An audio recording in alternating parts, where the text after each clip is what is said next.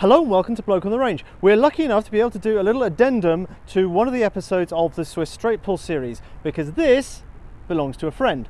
This is, or was, and now is again, a Model 1900 Kurzgewehr, the short rifle intended for engineers, fortress troops, that kind of thing. Now, I'm not going to go into any more detail on it per se because I've already done a huge video on that, so I'll put a link up in the corner and in the description below and you can go have a look. What we're going to do is take a close look at this now that we've got one, and I'll show you how you can tell that it is a back conversion.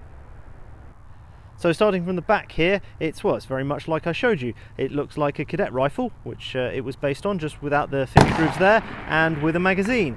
And this is the extremely rare Unicorn Model 1900 magazine. It doesn't have a last round hold open, and it doesn't really hold the rounds very well outside the gun because they can fall out the back. It's got the reinforcing rib, drainage holes, and that was improved on the Model 1911. Now the action is a standard 89/96 that went all the way through the 1911 series as well. And then, yeah, it's exactly as I had described. Front sight is a nasty pointy barleycorn that is actually quite difficult to see. Rear sight sighted to an optimistic 1,000 meters. Basically a mini version of the 1889 sight. You can flip it up. Unlike the cadet rifle, it's only scaled on one side. Now here we start to see things that indicate that it is a back conversion. The serial number is in the correct range. Serial numbers under 20,000 were short rifles, and the vast majority of them were converted to K00/11s. Now the first major sign is that we have this P here without a date, and that is no earlier than 1964.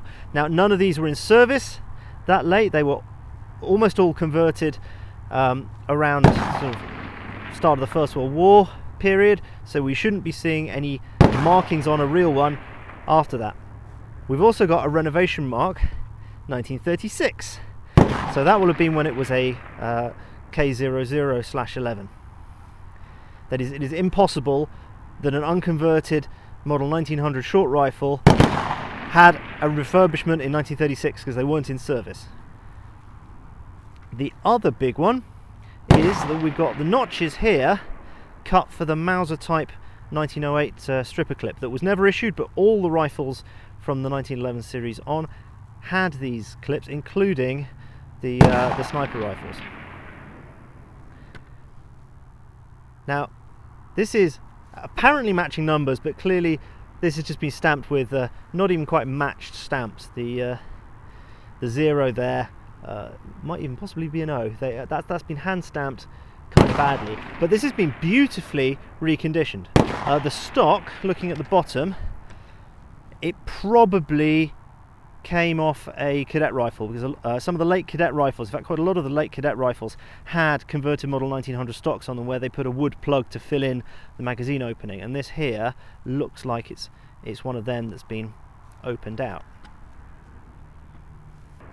Now its owner has also generously donated some 7.5mm GP90 to the cause. This is 1910 head stamps, and he's had to replace the primers because the original primers tend to be dead and don't go, but the powder's good, PC88 smokeless powder, and then we've got the famous odd heeled wrapped bullet there that I've done so much on in the past.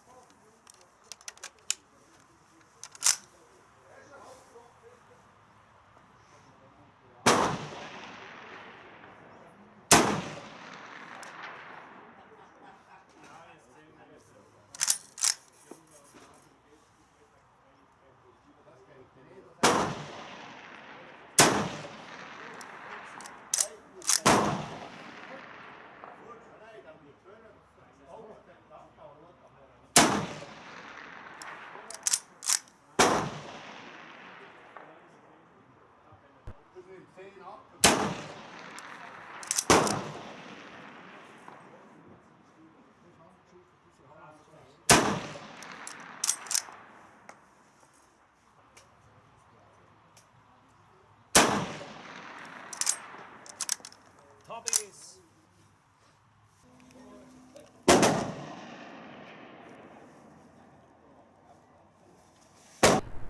So after firing a few shots just to check that it was vaguely sighted, I actually set the sights to 400 and had to aim an awful long way down to try and get them vaguely near the middle, but it didn't provide a good sight picture, particularly with this nasty pointy barleycorn and kind of wide V-notch. Then I decided I was going to shoot it offhand, lying down, put the sights down to 300, held in the middle, and that actually shot really well. This is 109-year-old ammo with new primers in it, and yeah, these are lovely. This is my favourite rifle in the whole series, and I really covet this and I really want my own. So thank you very much, Housi, for letting me use it. If I can talk you out of it one of these days, please let me. And yeah, so there you go, a very, very rare privilege, particularly for me. So thank you all very much for watching. Please like and subscribe if you haven't already done so. Please consider supporting us on Patreon because it helps us to keep producing this kind of content, and see you again sometime. Bye.